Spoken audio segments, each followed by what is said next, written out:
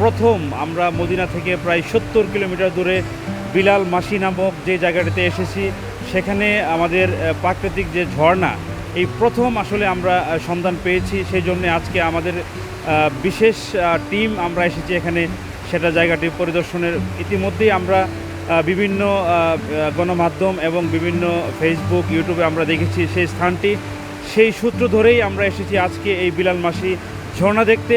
ইতিমধ্যেই ঈদের পরে ছুটির জন্য যে আমাদের সময়টুকু রয়েছে, এই সময়টুকুর মধ্যে কিন্তু বাংলাদেশি সহ বিশ্বের অনেক যারা মদিনা বসবাস করে তারা কিন্তু এই ঝর্ণা দেখতে আসে।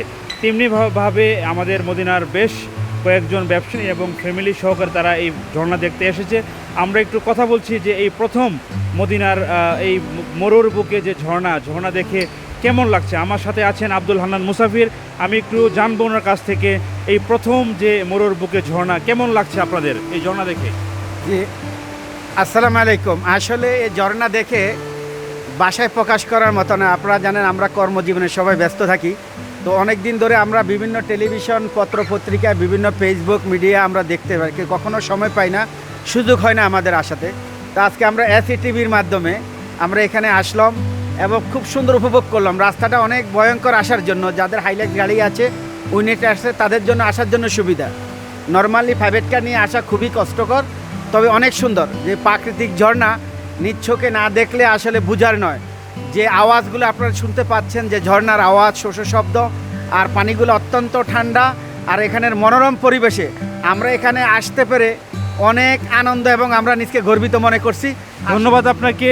আমি আরেকটু কথা বলছি আমাদের আরেকজন প্রবাসী মদিনা বাংলাদেশ কমিউনিটির অন্যতম নেতা জনাব মাহমুদ মিলনকে। আমি একটু জানবো যে কেমন লাগছে ঝর্ণা দেখতে এসে। অসাধারণ, এক কথা ভাষা প্রকাশ করার মতো না। মদিনার নিকটবর্তী জায়গাতে এত সুন্দর একটি আমরা ঝর্ণা দেখতে পাবো কল্পনা করিনি। আমরা অনেক দিন পরে এরকম একটা ঝর্ণার সন্ধান পেয়েছি। তো আমরা বিভিন্ন ইউটিউবে বিভিন্ন জায়গাতে ঝর্ণাটি প্রচার হচ্ছে, আসবে বলে আশা হয়নি।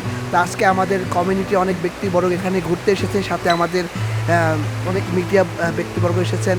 আমি যারা মদিনাতে বসবাস করে তাদেরকে একটাই অনুরোধ করব, যারা ফ্যামিলি নিয়ে আছেন, কর্মব্যস্ততার মাঝে নিজেদেরকে নিয়ে অনেক ব্যস্ত আছেন, একটু স্বস্তিতে সময় কাটাতে চাচ্ছেন, তারা অবশ্যই মদিনার অদূরে এই বিড়াল মাসি আল সাল্লাল এসে ঝর্ণাটি উপভোগ করবেন। ধন্যবাদ আপনাদের। আমি আবারও বলছি যে ঝর্ণাকে ভালোবাসে না পৃথিবীর এমন কোনো মানুষ নেই।